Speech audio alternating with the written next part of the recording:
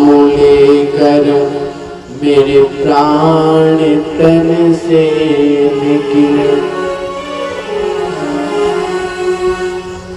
साथ में यमुना किनारा हो, बंसी बट जरा नजदीक हो, बस सावली सी सूरत हो, बस इतना ही करना स्वामी जब प्राण तन से निकले। गोविंद जी इतनी हमारी विनय है, इतनी आग्रह है कि जब हमारे इस शरीर से प्राण निकले तो आप हमारे सामने खड़े रहे, अपने सामने सूरत हमारे नेत्रों में समाये रहना। गोविंद जी ने कहा ठीक है। इधर पिता विष्णु जी ने अपने प्राणों को त्याग दिया, प्राण त्याग दिए।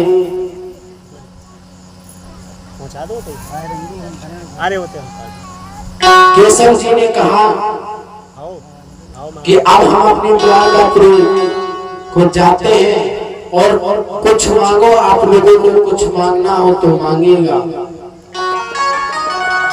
सब ने सब मांग लिया और जैसे माता कुंती की बारी आई,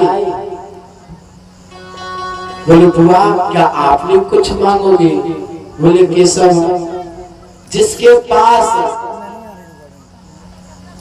पास एक अनमोल रतन हो तो फिर उसको माया के धन दौलत को मांगने की क्या जरूरत है? आप तो हमारे अनमोल रतन हो और आप हमारे सामने हो, हर पल आप हमारे साथ रहते हो, तो हमको क्या मांगने की जरूरत है? बोले नहीं बुआ, आप कुछ तो कुछ ना मांगिए, आज हमारी देने की इच्छा हो रही है। तो कुंती माता कहती है कि अगर आप देना ही चाहते हो तो बस हे गोविंद हमारे लिए दुख दीजिए, दर्दता दीजिएगा। गोविंद जी कह रही है अरे बुआ ये कोई मांगने वाली चीज है? अरे कोई दुख मांगता है? बोले गोविंद अरे वो क्या मांगे कि जिससे आपका नाम ही हम भूल जाएं। अरे मांगना है तो वो मांगे कि जिससे आपकी याद बनी रहे। अगर मनुष्य के पास ज्यादा पैसा हो जाता है, ज्यादा धन हो जाता है तो वो तो परमात्मा को भूल ही जाता है, खुद अपने आप को परमात्मा मान लेता है। तो ऐसा क्या काम का धन कि जो आपकी याद ना आए, जिस धन से आपका नाम नहीं हमारे मुख से उच्चारण हो, तो क्या काम का धन? हमारे लिए तो हे गोविंद दुख दीजिए, जिसके दुख के कारण आपकी याद तो बनी रहे, आपका हम नाम तो ले। अगर आपकी देने की इच्छा हो तो हमको दुख दर्द बता दीजिए। गोविंद जी कहते हैं बुआ क्या आपका एक भी पल क्या खुशी से व्यतीत हुआ? अरे आपका जन्म कहीं हुआ, पालन पोषण कहीं हुआ, आपका विवाह हुआ तो आपके पुत्रों को मारने के लिए कौरवों ने बिल्कुल हर पल तैयारी करते रहे, तो आप उनकी रक्षा करते रहे, हमारे बेटे को कोई तकलीफ ना दे दे। क्या आपका कोई ऐसा समय आपका सुख से व्यतीत हुआ? और आप कहते हैं हमारे लिए दुख दो। जब आपको सुख की क्षमता होने लगी, जब आपको सुख भोगने की सुख के पल आने लगे तो आप दुख मांग रही हो। बोले गोविंद तुम बड़ा नटखट है, हमारे लिए देना है तो दुख दीजिएगा, इससे अलावा हमको कुछ नहीं चाहिए। कन्हैया ने कहा जैसे आपकी इच्छा बुआ जी, देकर के द्वारकापुरी चल दिए। अब जैसे द्वारकापुरी तो भीम भैया कहते हैं जाओ अर्जुन कन्हैया को छोड़ करके आना, और कुछ दिन वहीं भी रहना, इसलिए कन्हैया को बुलाने लगेगा, वो आपको भी बुलाने लगेगा। तो अर्जुन और कन्हैया द्वारका की ओर निकल जाते हैं। द्वारका में जैसे पहुंचते हैं तो सारे द्वारकावासी उनका बहुत स्वागत करते हैं और उनको धूमधाम से महलों में, द्वारकापुरी महलों में जाकर के उनको विराजमान कराते हैं और बड़े उनसे बतराने लगते हैं, कन्हैया जब से तुम उस द्वारकापुरी को छोड़ के गए हो ऐसे लगता है कि इस द्वारकापुरी में कोई है ही नहीं, बहुत बुरा लगता था, ऐसे इत्यादि बातें होने लगी। अर्जुन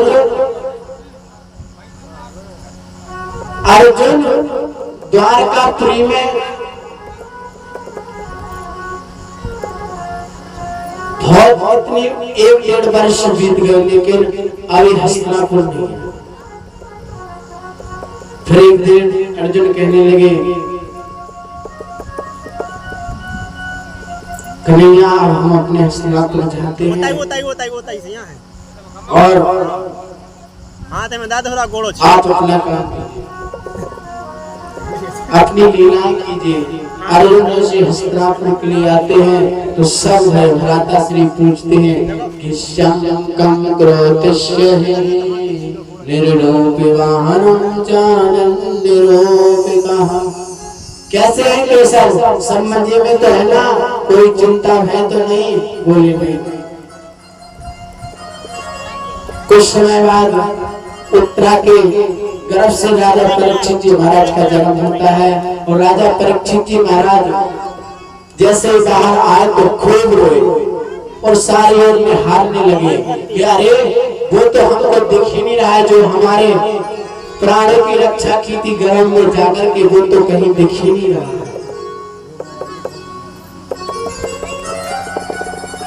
ऐसे शुभ समाचार द्वारकापुरी में पहुंचाया कि जिसकी आपने रक्षा की थी उसका जन्म हो गया है और चल करके आप उस लीला को आशीर्वाद दीजिए। कन्हैया गोविंद जी द्वारकाधीश तुरंत रथ तैयार करते हैं, हस्तिनापुर के लिए आ जाते हैं। इधर पता चलता है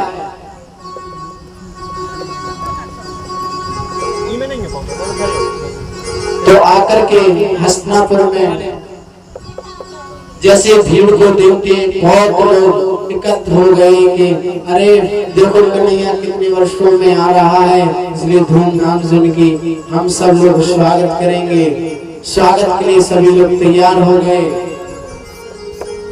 और जैसे कन्हैया आए, कन्हैया को सिंहासन पे बैठाया और जैसे गुरुजी महाराज को पता चला कि आज हमारा कन्हैया आ रहा है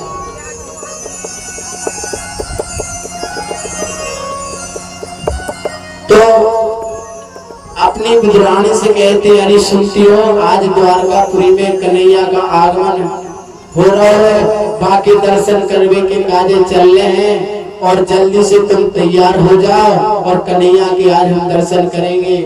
तो विद्राणी कहती है, अरे इतनी भीड़ भाड़ में क्या आपको दर्शन देगा क्या वो? अरे कितनी भीड़ नहीं है।